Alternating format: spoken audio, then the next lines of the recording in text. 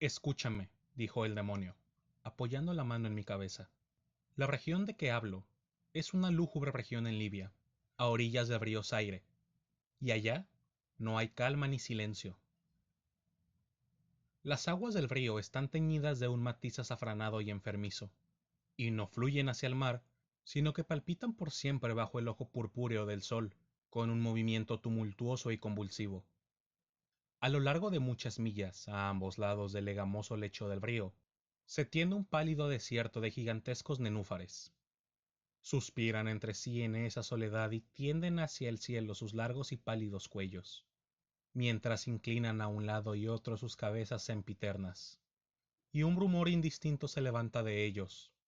como el correr del agua subterránea, y suspiran entre sí. Pero su reino tiene un límite, el límite de la oscura, horrible, majestuosa floresta. Allí, como las olas en las Hébridas, la maleza se agita continuamente,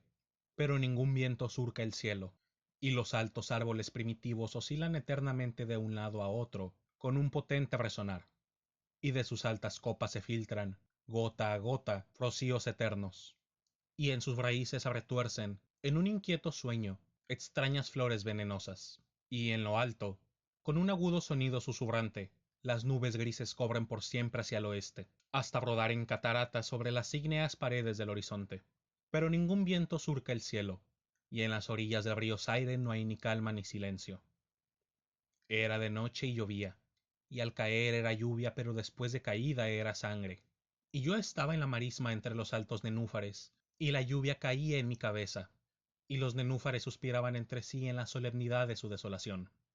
Y de improviso levantóse la luna a través de la fina niebla espectral, y su color era carmesí, y mis ojos se posaron en una enorme roca gris que se alzaba a la orilla del río, iluminada por la luz de la luna, y la roca era gris y espectral y alta. En su faz había caracteres grabados en la piedra, y yo anduve por la marisma de nenúfares hasta acercarme a la orilla, para leer los caracteres en la piedra, pero no pude descifrarlos, y me volvía a la marisma cuando la luna brilló con un rojo más intenso, y al volverme y mirar otra vez hacia la roca y los caracteres, vi que los caracteres decían desolación.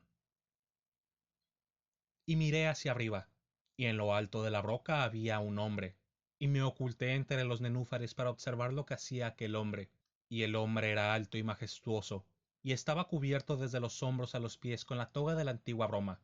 y su silueta era indistinta, pero sus facciones eran las facciones de una deidad, porque el palio de la noche y la luna y la niebla y el rocío habían dejado al descubierto las facciones de su cara, y su frente era alta y pensativa y sus ojos brillaban de preocupación, y en las escasas arrugas de sus mejillas leí las fábulas de la tristeza, del cansancio, del disgusto de la humanidad y el anhelo de estar solo.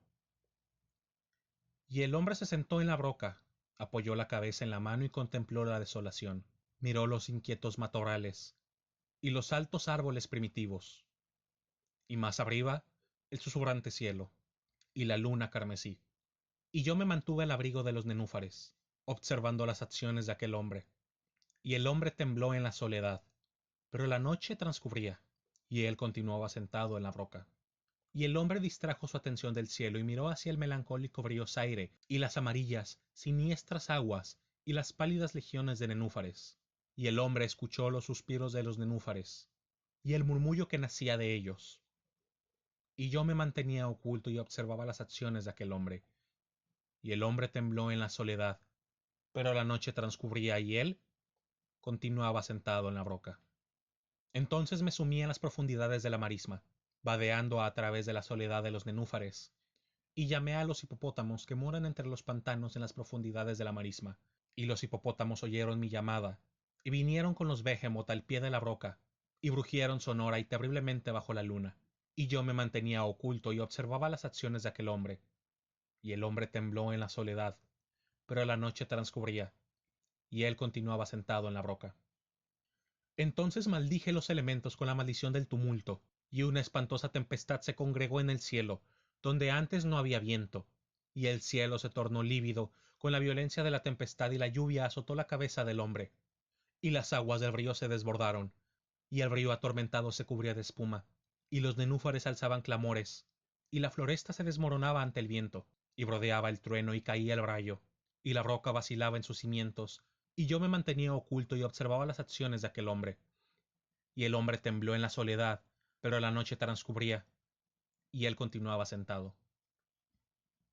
Entonces me encolericé y maldije con la maldición del silencio, el río y los nenúfares y el viento y la floresta y el cielo y el trueno y los suspiros de los nenúfares, y quedaron malditos y se callaron, y la luna cesó de trepar hacia el cielo, y el trueno murió, y el rayo no tuvo ya luz, y las nubes se suspendieron inmóviles, y las aguas bajaron a su nivel y se estacionaron, y los árboles dejaron de balancearse, y los nenúfares ya no suspiraron, y no se oyó más el murmullo que nacía de ellos, ni la menor sombra de sonido en todo el vasto desierto ilimitado. Y miré los caracteres de la roca, que habían cambiado, y los caracteres decían silencio. Y mis ojos cayeron sobre el rostro de aquel hombre, y su rostro estaba pálido, y bruscamente alzó la cabeza, que apoyaba en la mano, y poniéndose de pie en la roca escuchó, pero no se oía ninguna voz en todo el vasto desierto ilimitado. Y los caracteres sobre la roca decían silencio, y el hombre se estremeció y, desviando el rostro, huyó a toda carrera, al punto que cesé de verlo. Pues bien, hay muy hermosos relatos en los libros de los magos, en los melancólicos libros de los magos, encuadernados en hierro. Allí, digo, hay admirables historias del cielo y de la tierra, y del potente mar, y de los genios que gobiernan el mar y la tierra, y el majestuoso cielo. También había mucho saber en las palabras que pronunciaban las sibilas. Y santas, santas cosas fueron oídas antaño por las sombrías hojas que temblaban en torno a Dodona. Pero tan cierto como que Alá vive, digo que la fábula que me contó el demonio, que se sentaba a mi lado a la sombra de la tumba, es la más asombrosa de todas, y cuando el demonio concluyó su historia, se dejó caer en la cavidad de la tumba y rió. Y yo no pude reírme con él, y me maldijo porque no reía. Y el lince que eternamente mora en la tumba salió de ella, y se tendió a los pies del demonio, y lo miró fijamente a la cara.